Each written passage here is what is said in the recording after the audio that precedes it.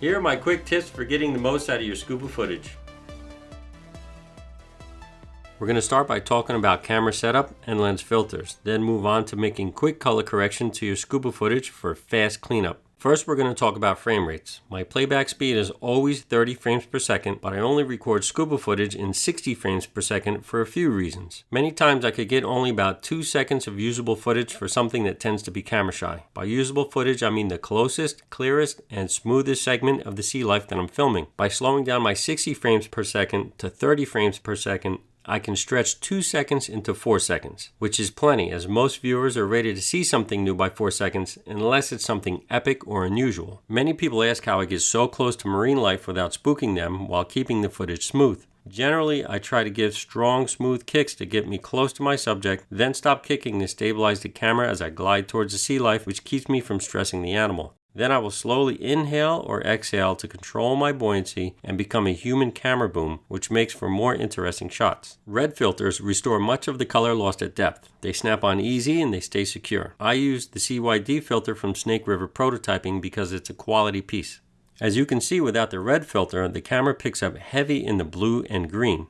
The red filter gives your camera what it needs to bring the colors back. And quick color correction restores the clarity you remember from your dive. Look at these beautiful yellows and pinks, deep textures and broad range of colors. Now let's clean up some footage. In Adobe Premiere, move the timeline indicator to a position where your subject is viewed the best. Here we're going to cut the clip to show you a trick at the end. Now select the clip you're working with and click on the Effects tab. Choose Video Effects, Color Correction, and double-click on RGB Curves. You will see the effects icon on your clip turn purple. Go up to your Effects Control tab where we're going to adjust the 3 colors seen by the camera. The camera sensor sees red, blue, and green, then calculates everything in between. The master controls all of your colors, and here we could think of it as brightness and contrast. Click on the top of the curve and drag your brightest pixels left until you're satisfied. Now push up your midtones. Knowing that the reds need help, we're going to push these way up. Typically you have too much green, so pull these back. Now bring your blue up to where you remembered when you were diving.